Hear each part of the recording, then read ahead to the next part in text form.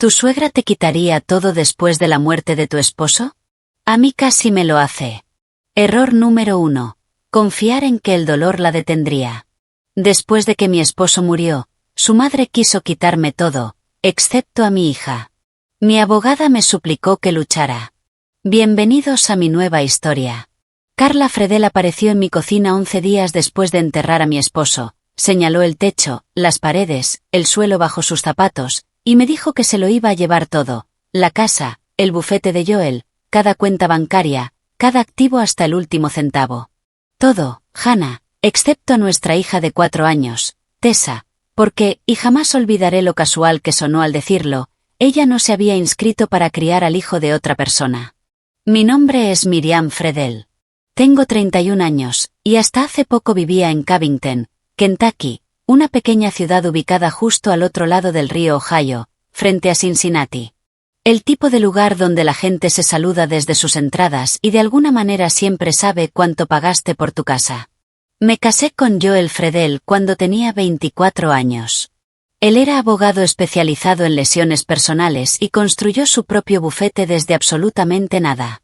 Bueno, desde un préstamo de $185,000 de su madre y unas 6,000 horas de su propio sudor. Comenzó en una pequeña oficina alquilada arriba de una tienda de pisos en la avenida Madison. El tipo de oficina donde podías escuchar a alguien eligiendo muestras de laminado a través del piso cada vez que un cliente se sentaba para una consulta.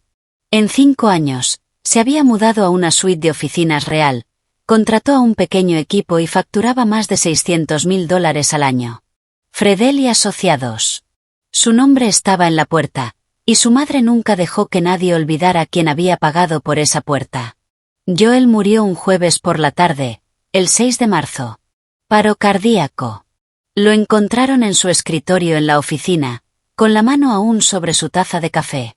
Tenía 36 años. Recibí la llamada mientras le daba un baño a Tessa.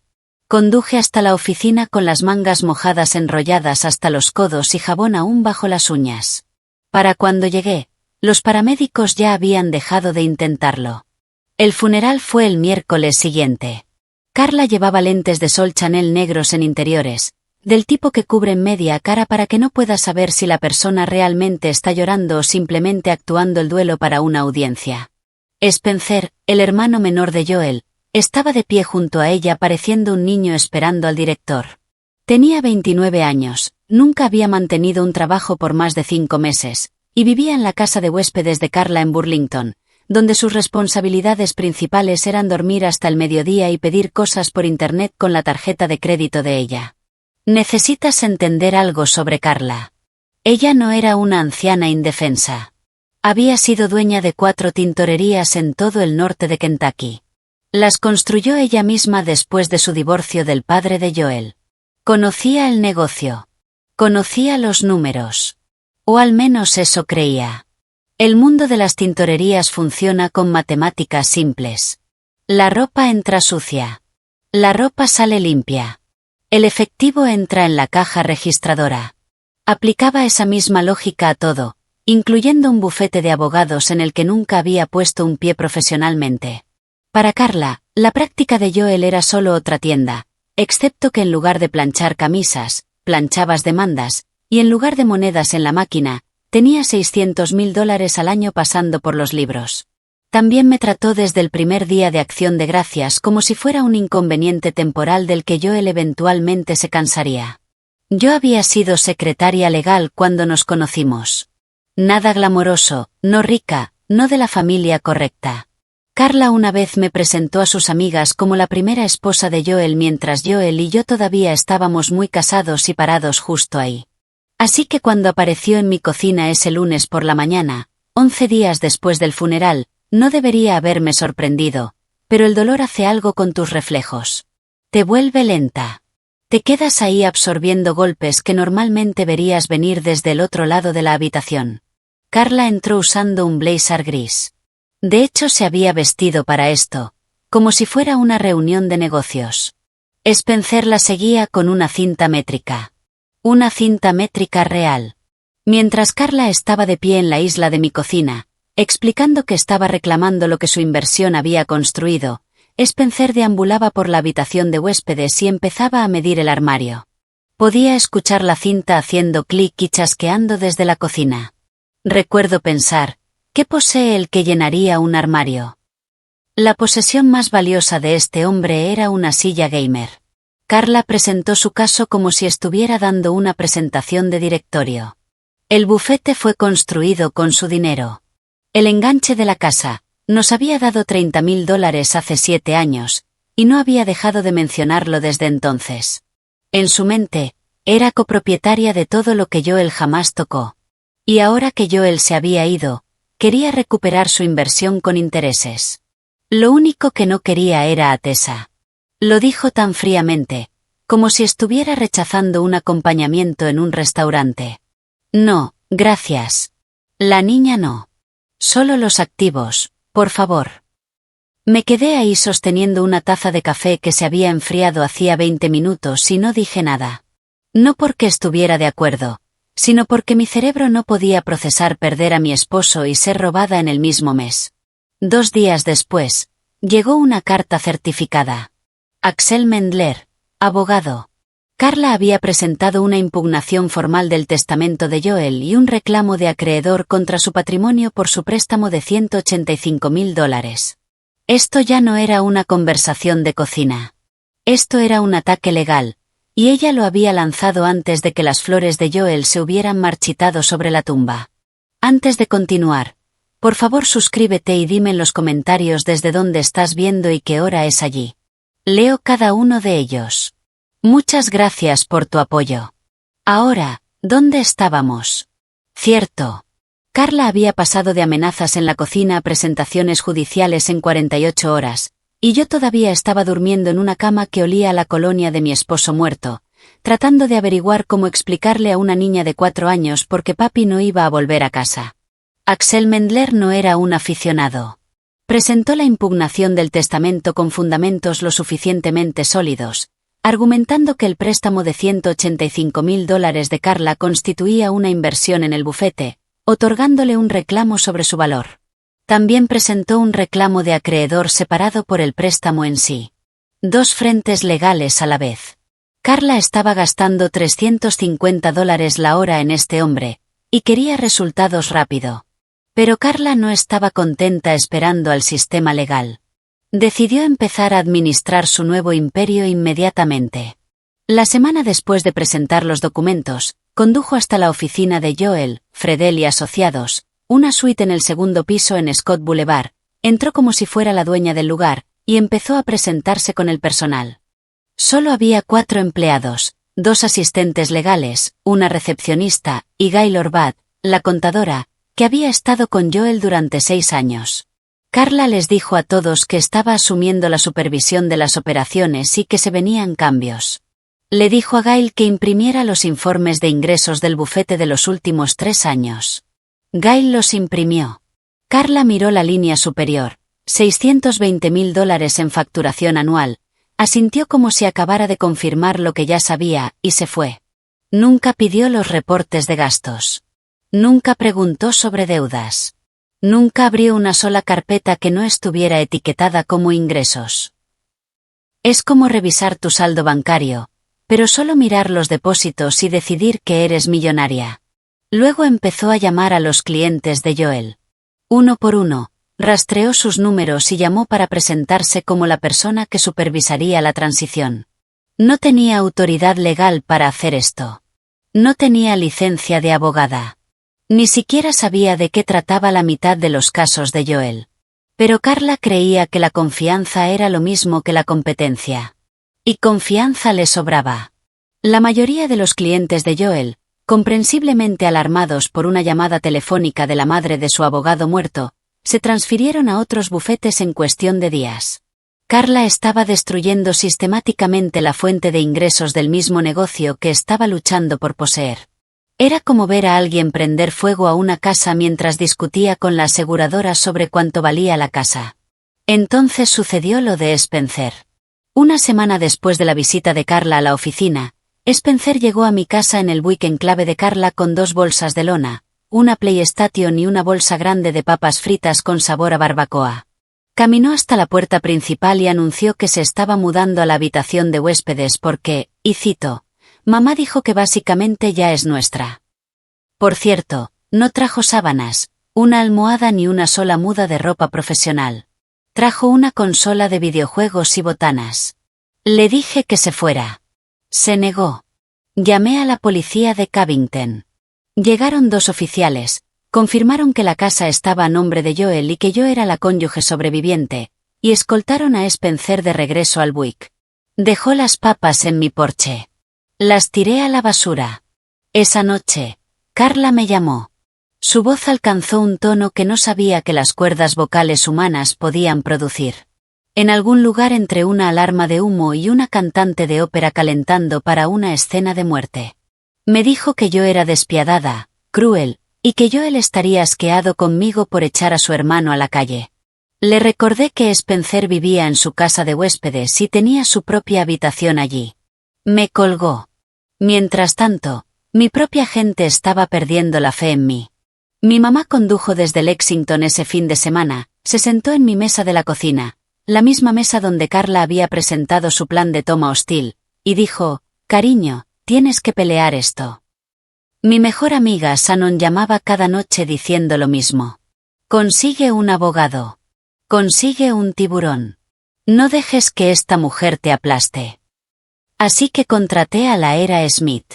Vino recomendada por un colega de Joel, una mujer germano-americana de unos 50 y tantos años con cabello plateado y esa energía tranquila y precisa que te hacía sentir que todo podría estar bien. La Era había manejado disputas de patrimonio durante 20 años. Revisó las presentaciones de Carla en unos 40 minutos y me dijo que era vencible. El préstamo no tenía acuerdo de sociedad, ni términos formales, nada por escrito que le diera a Carla capital en el bufete. El testamento estaba limpio y correctamente ejecutado. La Era dijo, «Peleamos, ganamos, y Carla se va a casa sin nada excepto una lección en derecho contractual». Le dije a la Era que necesitaba unos días para pensar. Esa noche, después de que Tessa se durmió, conduje a la oficina de Joel. Eran casi las 9.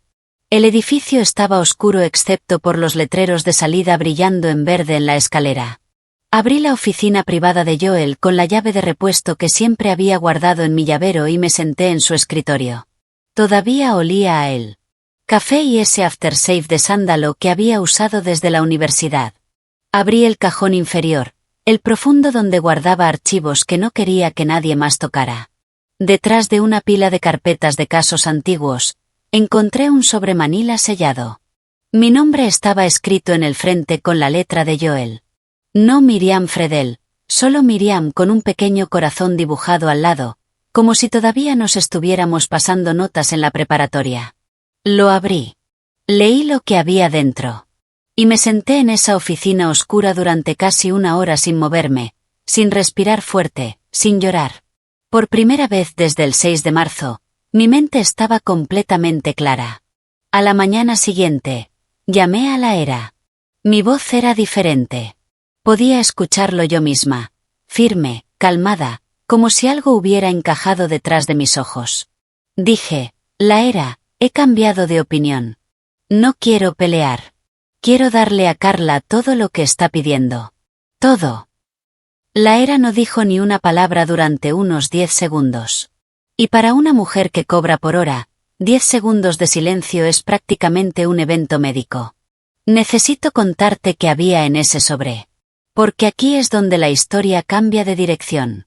Y si no entiendes lo que Joel hizo en los últimos meses de su vida, nada de lo que viene después tendrá sentido. 8 meses antes de morir, a Joel le diagnosticaron una condición cardíaca grave. Había estado teniendo episodios, falta de aire durante cosas rutinarias como subir escaleras, opresión en el pecho que iba y venía, una fatiga extraña que el sueño no arreglaba. Finalmente fue a un cardiólogo en Cincinnati, un especialista en uno de los grandes sistemas hospitalarios al otro lado del río. El diagnóstico fue malo. No inmediatamente fatal, pero el tipo de malo donde tu doctor usa frases como progresivo y manejo a largo plazo mientras te mira como si lamentara haber ido a la escuela de medicina. Joel me dijo que no le contó a su madre, su hermano ni a nadie más. Necesitas entender algo sobre Joel. Era abogado de lesiones personales. Pasó toda su carrera viendo cómo las vidas de las personas se desmoronaban porque alguien no planificó. Alguien tomó atajos. Alguien asumió que todo estaría bien. No iba a dejar que eso le pasara a su familia. Así que durante esos 8 meses, mientras todavía iba a la oficina todos los días, todavía usando sus buenos trajes, todavía contándole a su madre sobre sus grandes casos en las cenas dominicales, estaba silenciosa y metódicamente organizando las piezas. El sobre contenía 3 cosas. Primero, una carta escrita a mano, fechada 5 semanas antes de morir. No era un documento financiero. Era una carta de mi esposo para mí. Escribió sobre Tessa, sobre cómo había empezado a llamar a las mariposas aletitas, y que nunca quiso corregirla. Escribió sobre nuestra cocina, sobre cómo la luz de la mañana entraba por la ventana sobre el fregadero y golpeaba el mostrador en exactamente el ángulo que hacía que todo se viera dorado. Escribió sobre el día que nos conocimos, cuando yo tenía 22 años y trabajaba en la recepción de Bernstein y Kellogg, el bufete donde él era asociado junior.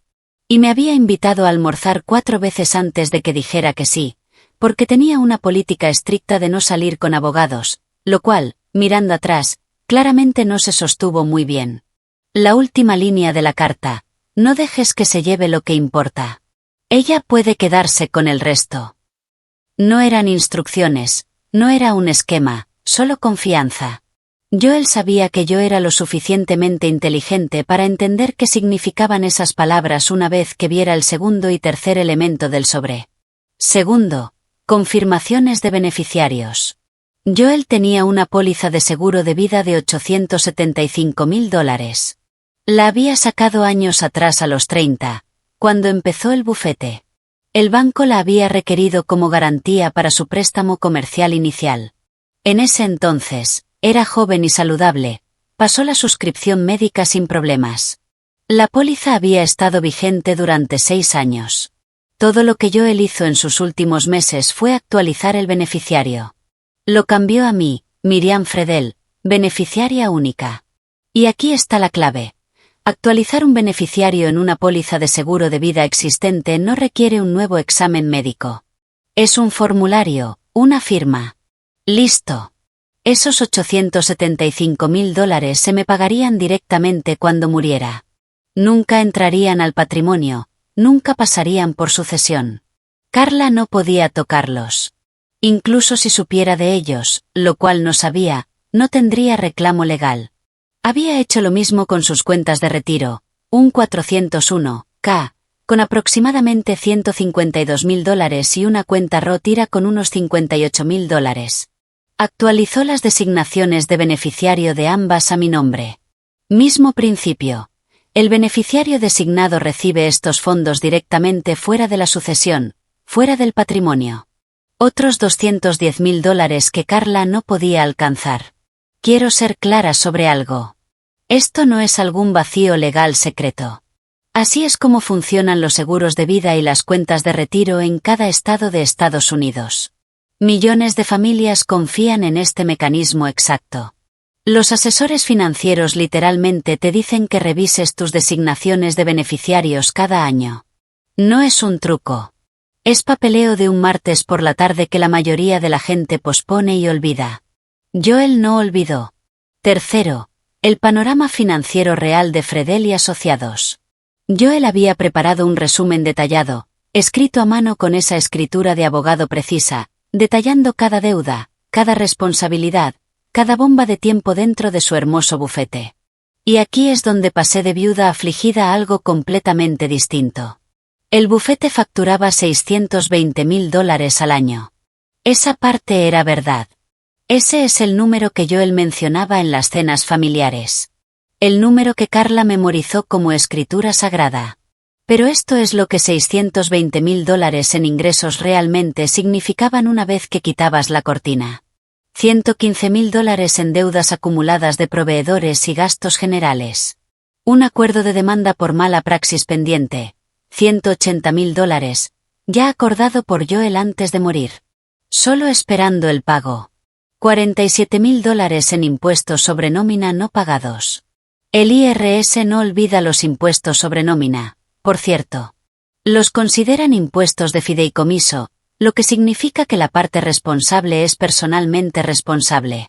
Y luego el arrendamiento de la oficina, 34 meses restantes a $4.200 al mes. Eso es $142.800 en renta por un espacio del que no puede salir. La casa valía unos $385.000, pero Joel había sacado una línea de crédito con garantía hipotecaria de $220.000 hace 18 meses para mantener el bufete a flote. Súmale eso al saldo original de la hipoteca de $160.000, y la deuda total sobre la casa era de $360.000. Después de costos de cierre, honorarios del agente inmobiliario e impuestos de transferencia, vender esa casa produciría exactamente nada. Tal vez menos que nada. Y el precioso préstamo de $185.000 de Carla. Ella era una acreedora no garantizada. ¿Sabes lo que eso significa? Significa que es la última en la fila. Detrás del IRS, detrás del demandante por mala praxis, detrás de cada proveedor, cada arrendador, cada acreedor con un contrato firmado. Para cuando todos ellos cobraran, si es que cobraban, no quedaría nada. El préstamo de Carla se perdió el día que Joel murió. Ella simplemente no lo sabía todavía. Me senté en ese apartamento haciendo las cuentas en el reverso de un recibo de supermercado.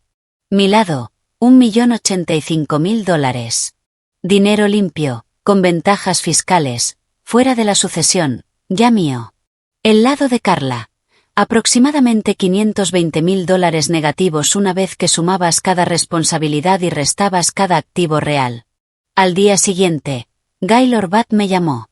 La contadora de Joel, la mujer que había manejado sus libros durante 6 años. Carla la había despedido la semana anterior. Sin indemnización, sin aviso. Solo entró a la oficina y le dijo a Gail que sus servicios ya no eran necesarios. Después de 6 años de mantener los libros de ese bufete organizados hasta el centavo, Gail estaba dolida. Y estaba enojada. Y Gail confirmó cada número en el resumen de Joel. También me dijo algo que me hizo cerrar los ojos y solo respirar. Cuando Carla fue a la oficina, pidió ver los informes de ingresos. Gail los imprimió. Carla los estudió cuidadosamente, asintió y se fue. Nunca preguntó sobre gastos. Nunca abrió la carpeta de responsabilidades. Miró una columna en una hoja de cálculo y decidió que estaba heredando una mina de oro. Llamé a la ERA a la mañana siguiente. Dije, no pelees. Ofrécele a Carla todo. La casa, el bufete, cada cuenta en el patrimonio. Todo lo que quiero es custodia total y exclusiva de Tessa. Sin derechos de visita para Carla. La ERA me dijo que fuera a su oficina. Llevé el sobre de Joel. Lo dispuse todo sobre su escritorio. Los formularios de beneficiarios, el resumen financiero, las cuentas. La ERA leyó todo. Verificó los números 2 veces. Miró la confirmación del seguro, las designaciones de las cuentas de retiro, el desglose de deudas del bufete. Y luego la ERA Smith, una mujer que había pasado 20 años en derecho de patrimonio sin pestañear, se reclinó en su silla y empezó a reírse. No una risa educada, una real, del tipo en que te lloran los ojos y tienes que quitarte los lentes para limpiarlos. Me miró y dijo 2 palabras. Joel era brillante. Luego tomó su pluma y comenzó a redactar la oferta de acuerdo.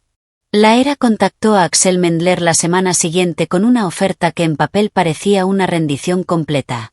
Miriam Fredel renunciaría a todos los reclamos sobre los activos del patrimonio. El bufete, la casa, cada cuenta bancaria conectada al nombre de Joel. A cambio, Miriam quería 2 cosas. Custodia total y exclusiva de Tessa sin derechos de visita para Carla. Y que Carla retirara permanentemente la impugnación del testamento. Eso es todo. Quédate con el imperio. Deja a la niña. Axel, hay que darle crédito. Estaba sospechoso. Cuando alguien te entrega todo lo que pediste sin pelear, cualquier abogado decente empieza a buscar la trampa. Llamó a la ERA de vuelta y dijo que quería más tiempo. Específicamente, quería una auditoría forense completa de las finanzas del bufete. Le dijo a Carla, Dame 2 semanas para revisar los libros correctamente. 2 semanas. Eso es todo lo que pidió. Carla dijo que no. Y aquí está la cosa. Su razonamiento no era estúpido. En realidad era lógico desde su perspectiva. Había observado a Miriam durante 7 años. Había visto a una mujer tranquila y educada que nunca discutía, nunca se oponía, nunca levantaba la voz en una sola cena navideña. Sin importar cuántas veces Carla la llamara la primera esposa de Joel o le preguntara cuándo iba a hacer algo con su carrera. En la mente de Carla, Miriam finalmente estaba haciendo lo que Miriam siempre hacía: ceder. Y si tienes una mano ganadora y tu oponente está tratando de dejar la mesa, no dices: espera, déjame verificar mis cartas 2 veces. Te llevas el pozo. Le dijo a Axel: he visto los ingresos. $620.000 al año. Mi hijo construyó eso con mi dinero. Consígueme esos papeles antes de que cambie de opinión. Axel presionó fuerte.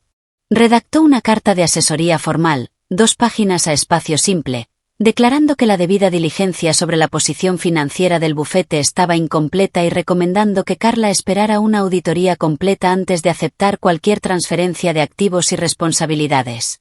Esta es práctica legal estándar. Los abogados hacen esto para protegerse, y Axel se estaba protegiendo hermosamente. Carla leyó la carta, firmó la exención en la parte inferior reconociendo que estaba procediendo en contra de la recomendación del abogado, y le dijo a Axel que programara la firma. Había una cosa más.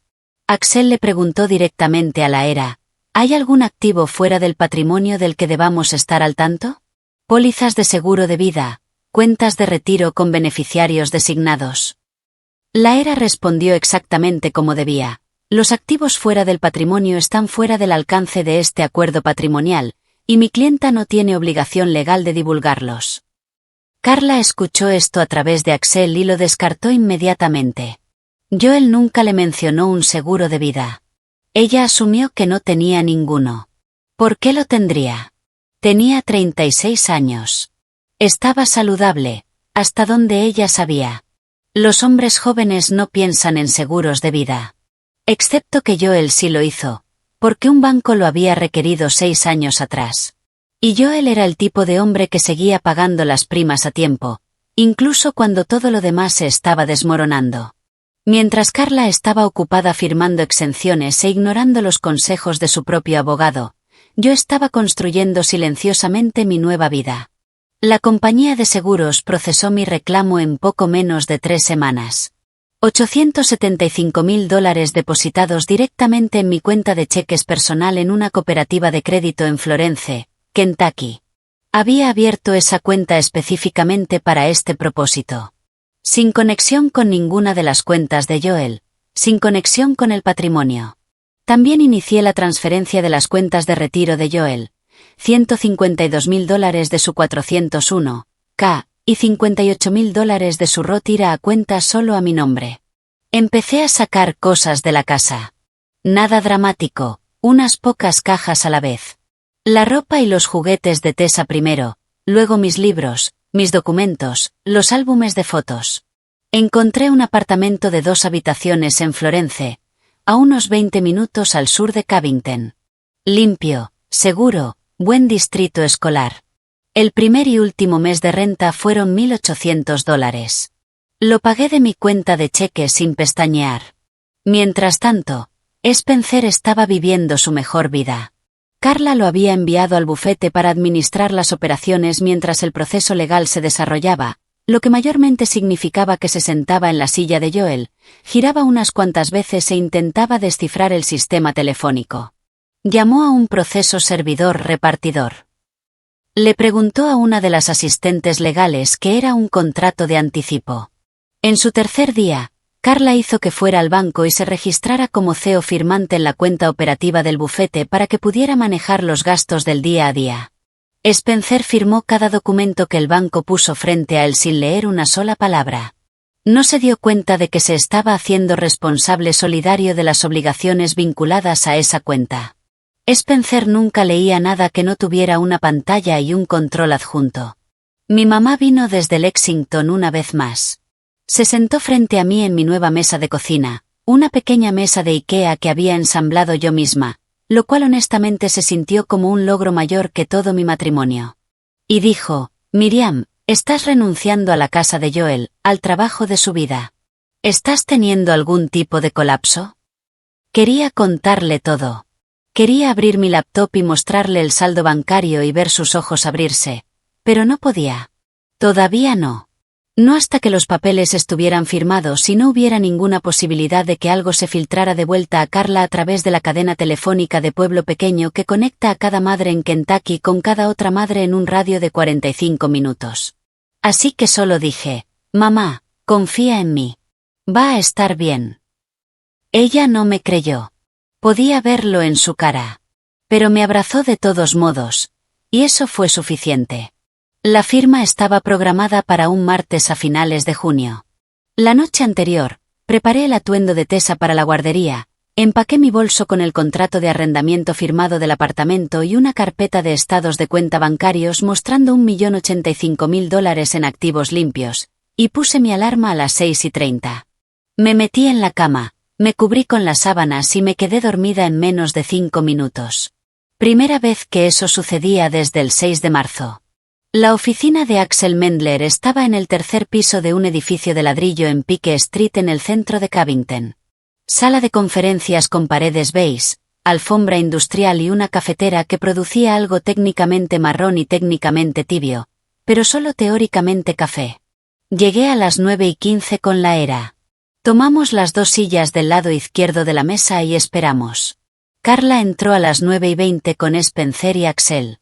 Estaba vestida como si estuviera aceptando un premio a la trayectoria. Maquillaje completo, aretes de oro, una blusa de seda color crema que probablemente costó más que mi primer mes de renta. Spencer llevaba un blazer azul marino nuevo.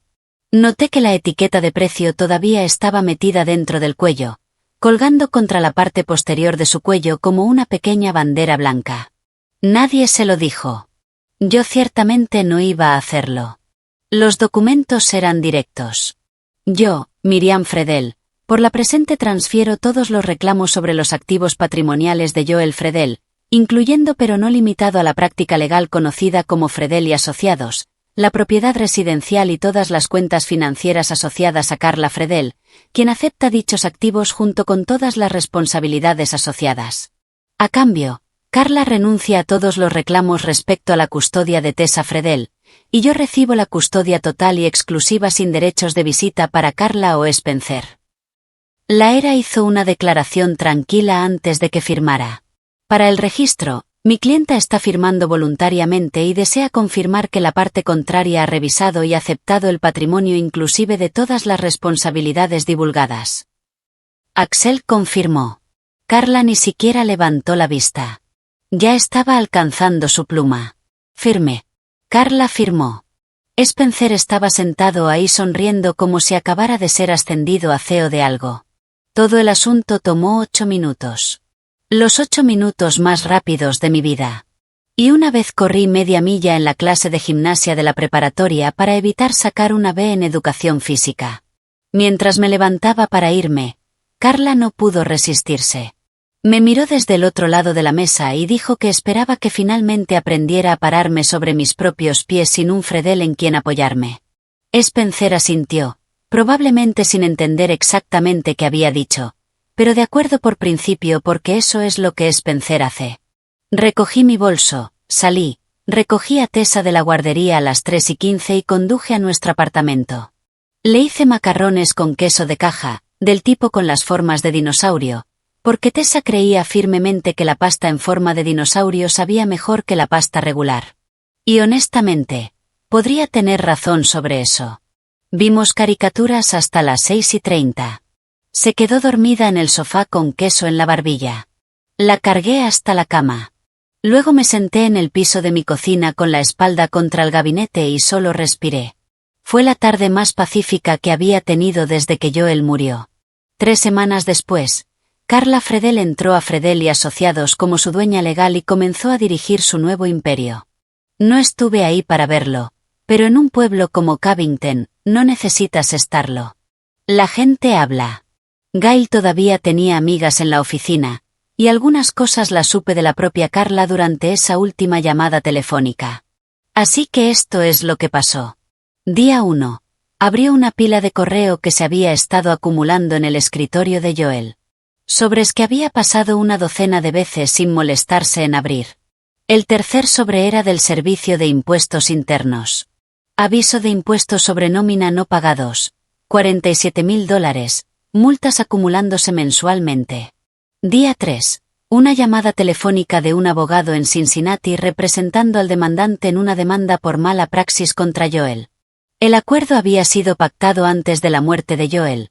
$180.000. El pago estaba vencido. El abogado fue muy educado y muy firme. Día 5. El arrendador del edificio llamó sobre el arrendamiento de la oficina. 34 meses restantes. Carla necesitaba firmar una garantía personal para asumir el arrendamiento a su nombre o desocupar en 60 días. Carla firmó la garantía. No dudó porque en su mente, el bufete hacía $620.000 al año y $4.200 al mes en renta no era nada. Acababa de comprometerse personalmente a $142.800 en pagos futuros. Día 8. Carla finalmente intentó abrir el archivo QuickBooks de Joel. Sin Gaylord Bath, era caos. 6 años de entradas categorizadas que tenían perfecto sentido para Gail y absolutamente ninguno para nadie más. Carla contrató a una contadora temporal de una agencia de personal. La mujer se sentó, pasó 4 horas haciendo clic en archivos, y luego se volteó hacia Carla con la expresión de alguien que acaba de abrir una puerta esperando un armario y encontró una escalera yendo directamente hacia abajo. Dijo: «Señora, ¿está consciente de que hay más de $115.000 en facturas de proveedores pendientes aquí, algunas de ellas con fecha de hace 14 meses? Día 10.